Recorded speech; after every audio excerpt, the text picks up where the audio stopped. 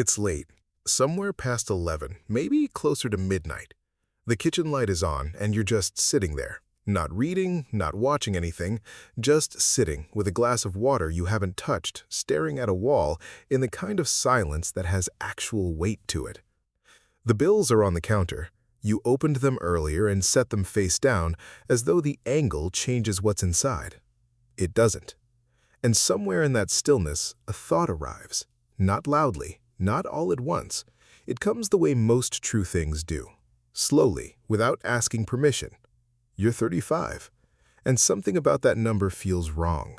Not because 35 is old, but because you can feel the distance between who you are and who you were certain you'd be by now.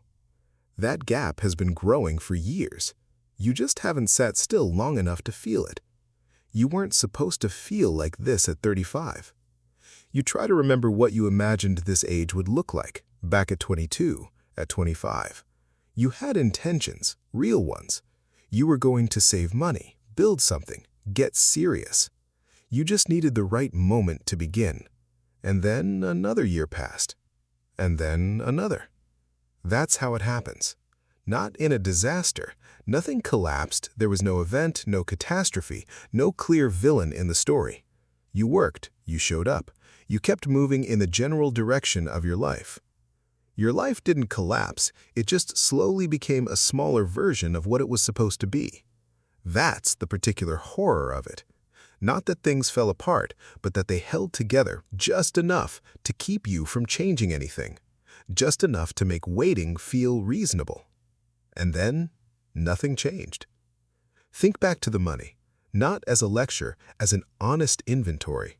You were earning, and most of it left as fast as it arrived. The rent, the food, the subscriptions, the things bought in tired moments when you needed to feel something shift.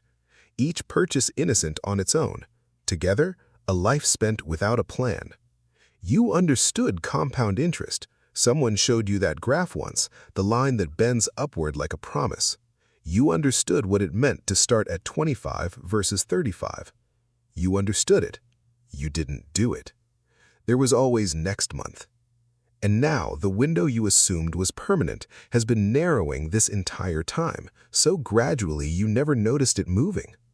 Comfort ate the years quietly. You didn't even notice the meal. But the money is only the surface of it. There's a version of you that spent hundreds of evenings in the same position, horizontal, lit blue, scrolling through other people's lives. You told yourself you were relaxing, and maybe the first hour was, but at midnight, it was something else. It was the specific relief of not having to think about your own life, not having to feel the gap, not having to decide. You weren't escaping the day, you were escaping yourself. That's how years disappear, quietly, one evening at a time. Think about the weekends. Since you were 22, you've had more than 600 of them, 600 Saturdays. Try to remember one, not a holiday, not a birthday, just a regular one from 3 or 4 years ago. You can't.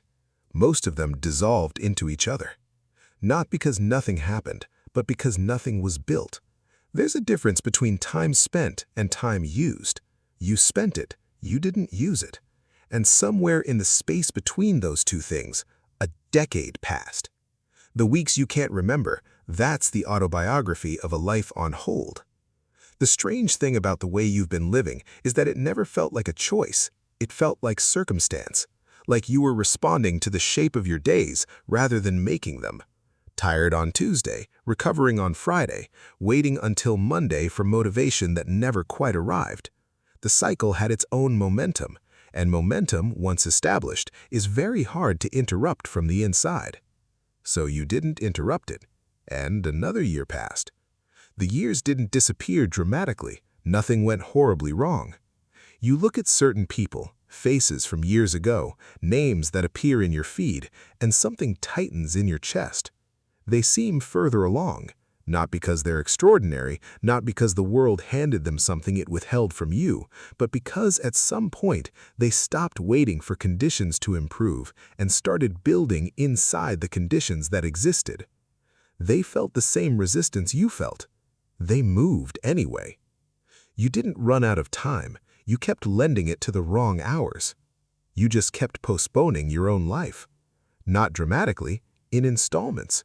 In the plan to start next quarter, in the resolution that fell apart by February, in the conversation you kept meaning to have, the work you kept meaning to begin, the version of yourself you kept meaning to become. You meant all of it. Every intention was real. And each one met a reason why today wasn't quite right.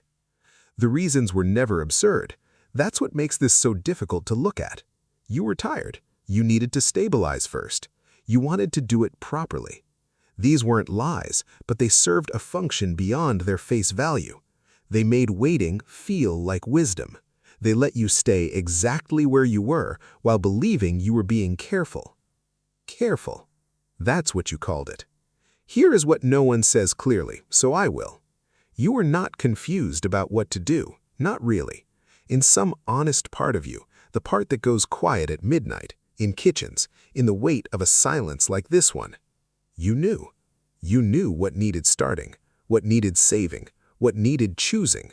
You didn't lack information. You lacked the willingness to feel the discomfort of beginning. So you dressed the waiting in the language of preparation. You called indecision discernment. You called avoidance patience. And the years accepted whatever name you gave them. Imagine sitting across from yourself at 25. Not to judge that version, they were doing the best they knew, just to tell them something true. That the opportunities they're half considering right now won't feel like opportunities in 10 years. They'll feel like the years themselves. Like the texture of time that was available and unused. Not squandered in some dramatic way, just deferred again and again into a future that arrived before it was ready to be lived in. The 25-year-old would feel it land, and then go home and not do it. Because that's what happened. That's what you did. There are people who let decades happen to them, and there are people who happen to their decades. The difference isn't talent or luck or some fundamental difference in character. It's a single habit repeated. They made a decision in an ordinary moment, and they honored it past the point where the feeling lasted. That's all. A decision and its repetition. Nothing more mystical than that. 35 is not an ending. If you live a long life, you haven't reached the middle yet. The money saved from this year forward will still compound into something real. The years remaining outnumber the years behind. None of what's been lost is unrecoverable. But something has to change in this kitchen, tonight, in this particular silence. Not a resolution. Not a plan written on a notepad that gets lost in a drawer. Something quieter and more durable than that. A private reckoning with the fact that your life is not a rehearsal running parallel to your actual life. This is it. This kitchen, this hour. This version of you sitting with a glass of water that's been room temperature for an hour. The question isn't whether you have enough time. The question is whether you'll keep waiting to feel ready. Because ready, as it turns out, is not a feeling that precedes action. It's one that follows it. Always has been. You were just hoping to find it the other way around. The kitchen hasn't changed. The bills are still face down. The silence still has weight. Everything is exactly as it was an hour ago, except that something in you has shifted, very slightly, in the way that only honesty can shift things. You still have time, but only if you stop believing you have forever. That glass of water has been sitting there all night. So have you.